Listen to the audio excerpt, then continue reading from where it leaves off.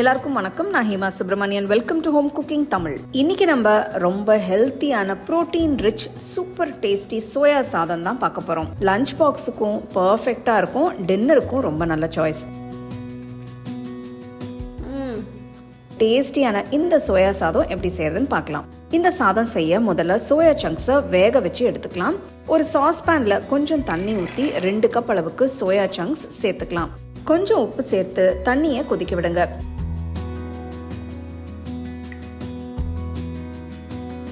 அஞ்சு நிமிஷம் வேகட்டும். சோயா சங்க்ஸ் நல்ல சாஃப்டா சைஸ்ல கொஞ்சம் பெருசா ஆனதும் ஸ்டோவை ஆஃப் பண்ணிட்டு குக்கான சோயா சங்க்ஸை எடுத்துட்டு ஒரு பவுலுக்கு மாத்தி வச்சிருங்க.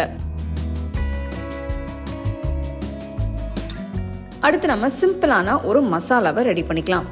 மிக்சர் ஜார்ல 1 டீஸ்பூன் மிளகு, 1 டீஸ்பூன் சோம்பு, 6 பல்லு பூண்டு, நறுக்குன 1 துண்டு இஞ்சி, ஒரு சின்ன துண்டு புளி சேர்த்து தண்ணி எதுவும் ஊத்தாம கொஞ்சம் கொரகொரப்பா அரைச்சி எடுத்துக்கலாம். அரைச்ச மசாலாவை ஒரு சின்ன பவுல்ல எடுத்து வச்சிடலாம். வேக வச்ச சோயா சங்க்ஸ் எல்லாம் இப்போ கொஞ்சம் ஆறி இருக்கும். இப்போ இதை கொஞ்சம் கொஞ்சமா எடுத்து நல்லா கையில பிழிஞ்சு எடுத்துக்கோங்க. சோயா சங்க்ஸ்ல இருக்கிற தண்ணி எல்லாம் சுத்தமா எடுத்துடணும். இப்படி கொஞ்சம் கொஞ்சமா பிழிஞ்சு வேற பவுல்ல வைங்க. இப்படி செய்யறதால சாகியா இல்லாம நல்லா ட்ரையா இருக்கும். ஒரு அகலமான கடாயில 2 டேபிள் ஸ்பூன் அளவுக்கு எண்ணெயை ஊற்றி, எண்ணெய் சூடானதும் 1 டீஸ்பூன் கடுகு, 1 டீஸ்பூன் சீரகம் சேர்த்து,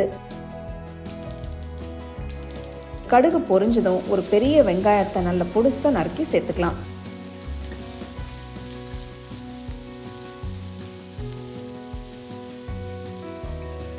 ஒரு நிமிஷம் வதக்கி விட்டு பொடிசா நறுக்கிற 2 பச்சை மிளகாய், ஃப்ரெஷ்ஷா பொடிச்ச மசாலா சேர்த்து நல்லா கலந்து விடுங்க. நல்லா ஃப்ரெஷ்ஷா பொடிச்ச இந்த மசாலாவை சேர்த்து உடனே ஒரு நல்ல வாசனை வரும். ஸ்டோவை லோ ஃப்ளேம்லேயே வச்சு செய்யுங்க.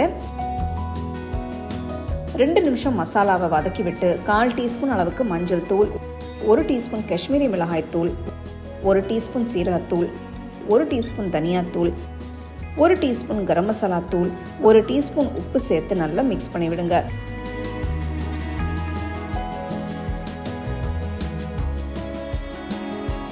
கால் கப் அளவுக்கு தண்ணி ஊற்றி மசாலா பச்சை வாசனை போகிற வரைக்கும் குக் பண்ணுங்க.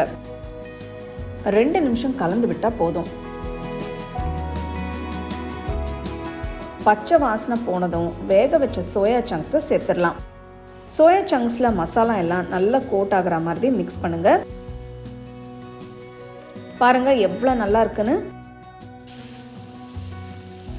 இந்த ஸ்டேஜ்ல கொஞ்சமா ஃப்ரெஷ்ஷான கருவேப்பிலை சேர்த்து ஒரு தடவை பெரட்டி விடுங்க. கடாயை மூடி 2 நிமிஷம் வேக விடுங்க. சோயா சங்க்ஸ் அந்த மசாலாவை எல்லாம் நல்லா அப்சார்ப் பண்ணட்டும். 2 நிமிஷம் ஆனதும் கடாயை ஓபன் பண்ணி இன்னொரு தடவை நல்லா பெரட்டி விடுங்க.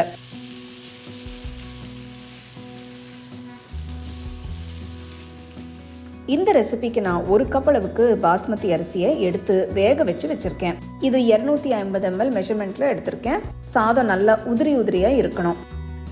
ஸ்டோவை லோ ஃப்ளேம்லேயே வச்சு மெதுவா சாதத்தை சோயா சங்க்ஸ் கூட மிக்ஸ் பண்ணுங்க.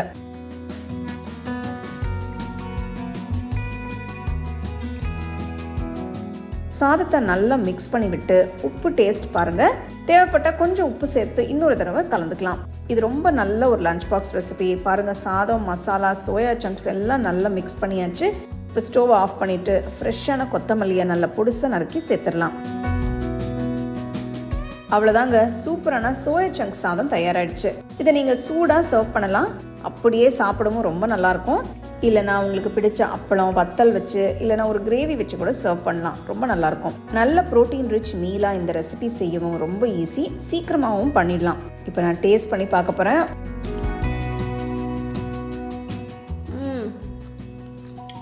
வாவ், சோயா எல்லாமே பஞ்சு மாதிரி வெந்திருக்கு. எல்லா ஃப்ளேவர்ஸும் அப்சார்ப் பண்ணி அவ்வளோ அருமையாக இருக்குது.